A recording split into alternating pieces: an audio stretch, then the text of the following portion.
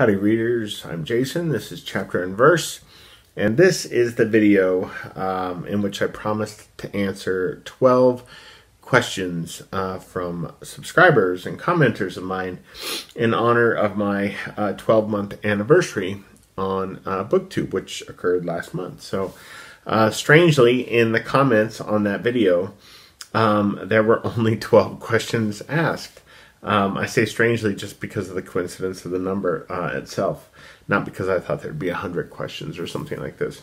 So the first question was from Brian at Bookish, and he asked, what is the worst movie you have ever paid to see? All right, so I'm going to go with the worst movie I've ever paid to see as an adult. So it was my own money, okay?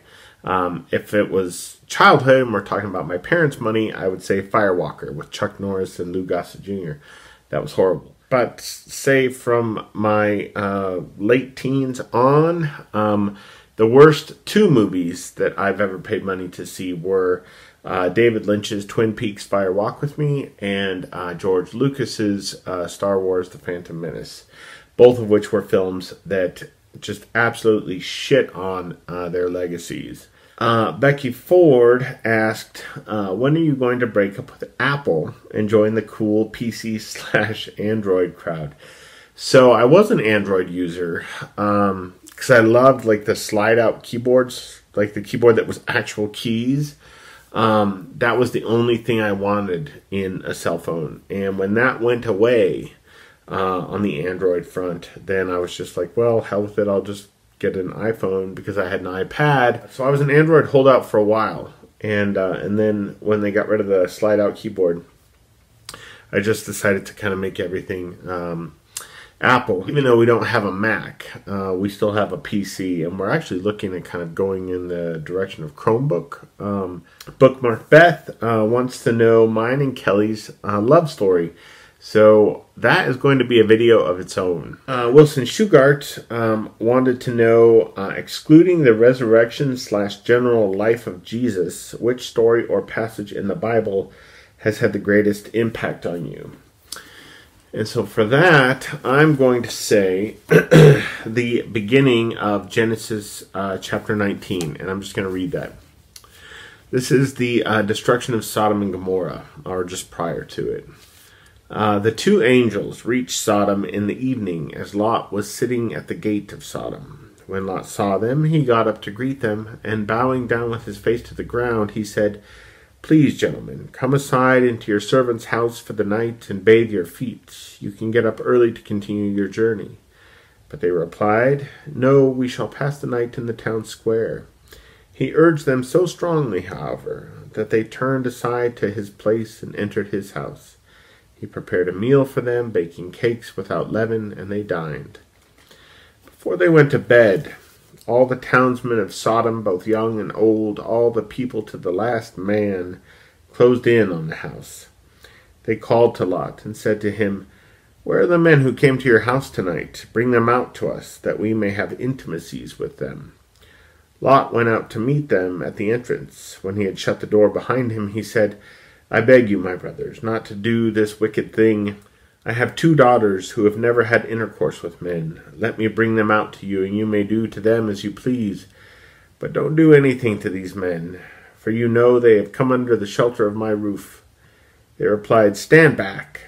This fellow," they sneered, "came here as an immigrant, and now he dares to give orders. We'll treat you worse than them." With that, they pressed hard against Lot, moving in closer to break down the door. But his guests put out their hands, pulled Lot inside with them, and closed the door. At the same time, they struck the men at the entrance of the house, one and all, with such a blinding light that they were utterly unable to reach the doorway. Then the angels said to Lot, "Who else belongs to you here? Your sons-in-law and your daughters, and all who belong to you in the city? Take them away from it. We are about to destroy this place, for the outcry reaching the Lord against those in the city is so great that he has sent us to destroy it." So Lot went out and spoke to his sons-in-law who had contracted marriage with his daughters. "Get up and leave this place," he told them. "The Lord is about to destroy the city." But his sons-in-law thought he was joking. So So the reason why that passage is so important to me is because it reminded me / taught me how closely one must read the Bible. So that is a passage that is frequently used by kind of right-wing, Bible-thumping Christians as condemnation of homosexuality. But I don't think it is that. I really don't believe it is that. I think when you read that passage closely, you see that the destruction of the city is a result of the men wanting to have sexual relations with these visiting men against their wishes. So the homosexuality angle of it is incidental. It has everything to do with intimacies against the wishes of the visitors. And people might say, well, you know, the guy who owns the house, right? He's willing to bring his daughters out and offer them up to be raped, etc., etc. But here's the thing: there's nothing to indicate that that the city wouldn't have been destroyed in the event of that either. Okay, it has everything to do with the unwillingness of the visitors to engage in relations. And really nothing to do with the sex of those visitors. It's about rape. It's not about homosexuality. People who read the Bible every day, most of them don't read the Bible as closely as it deserves. And certainly the atheists who love to just rail against religion, most of them don't have anything like the knowledge of or intimacy with the Bible that they should, if they're going to stand up there and denounce the faith and ridicule believers. Joe Smith asked, which deceased author would you pick to have one more book from? And that was pretty easy, actually. I would say Sylvia Plath. It could be a novel, or it could be a book of poetry, what have you.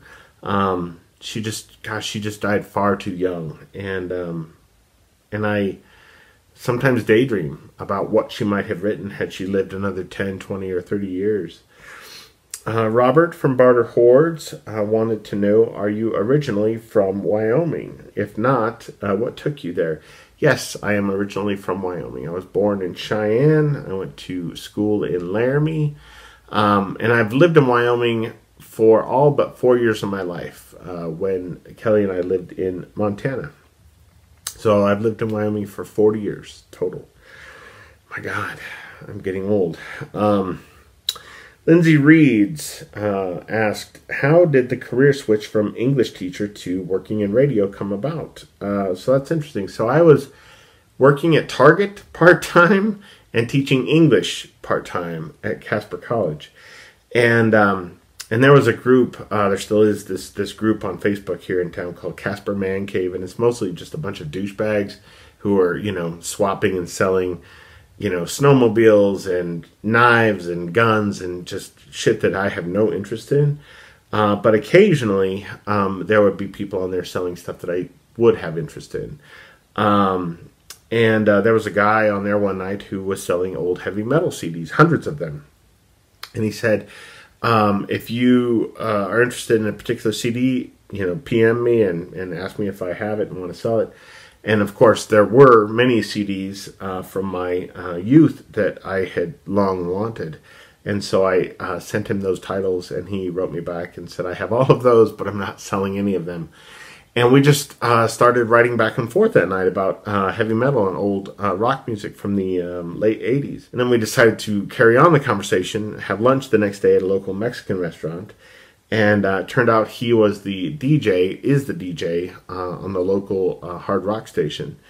And just through the course of our conversation, through listening to me talk about my experience selling memberships at Barnes & Noble and how much I love selling books and et cetera, et cetera, he got it in his head that I would be good at selling radio. And he basically offered me a job selling radio. And I said I'd have to think about it and talk to my wife. I had never worked on commission before. And but after talking to Kelly, I decided to give it a shot. Kelly didn't think it would last. She thought I'd do it for 2 months and then move on to something else. But that was almost 6 years ago, and I've been selling radio ever since. Joseph Francis Burton wanted to know, have you ever been tempted to duplicate your wife's Pulitzer Read Marathon Challenge? So for those of you who don't know, my wife Kelly has read all of the Pulitzer Prize winning fiction out there, and she's made some videos about that. No, I've never been tempted to do that with the Pulitzers, but I have been tempted to do that with the Booker Prize winning novels. I will link to the videos that Kelly has done on the Pulitzer project and on the Pulitzer Prize in the description box below. Jen from Remembered Reads wanted to know differences and similarities between how I approach film and how I approach literature. And I really just look at them as entirely different art forms. You know, film, I mean, there's music involved, and there's a visual element involved. It's so much more collaborative than fiction is. And so really, I don't know, when I think about questions like that, you know, people often say, well, the book is better than the movie. You will never hear me say that. I really look at them as two different breeds of art, really. I might say the book is more effective as a book than the film is as a film. But I'm never going to be one of those people who says the book was better than the movie. Because the art forms have different demands. So, yeah, that's probably a poor answer to that. But there it is. I'm sorry, Jen. Leonard Murray wanted to know, do you read mysteries, spy thrillers, sci-fi, or fantasy? If so, who are your favorite authors in these genres? So I read mysteries, I read spy thrillers, and I read some sci-fi. I really don't read fantasy anymore, even though I did read fantasy a lot as a teen. My favorite mystery writer is Henning Mankell, and this is The Pyramid. These are the Wallander stories. This is the only Wallander book that I have yet to read. And the only spy novelist I read is John le Carré. And next year, Brian from Bookish and Mark from Words Everywhere and I are going to be doing a buddy read of A Perfect Spy by him. Leonard, you are more than welcome to join us. And then in science fiction, I love Dark Eden and Mother of Eden by Chris Beckett. I absolutely adore those books. I have yet to read the third one in the trilogy, Daughter of Eden, but I hope to soon. Debbie Baker wanted to know, what does Roberto Bolaño mean by hanging the math book on the clothesline in 2666? And I think that could be a lot of different things, but what I really see it as is the character in the book and Bolaño himself wondering whether or not reason with a capital R, which I think the mathematics book is a kind of stand-in for, can be corrupted or corroded by time, by the elements, by the environment. And I think the answer to that is yes. I'm still not done with the novel, but I'm getting very close. And finally, Sariella was wondering what music is on my iPod playlist, the iPod that seems to be possessed at the moment. And so I just thought I would share the titles of 5 songs of the many that are on there. So when I work out, 5 of the songs that I listen to are The Unholy by Sabotage, Judas by Yngwie Malmsteen, It Ain't Me by Kygo and Selena Gomez, Winners or Losers by Shout, an old Christian hard rock band, and Even Flow by Pearl Jam. So thank you all for watching this video and for subscribing to my channel and for sort of walking this journey with me over my first year on BookTube. I look forward to many more months, maybe many more years, we'll see, here on BookTube. But in the meantime, adios.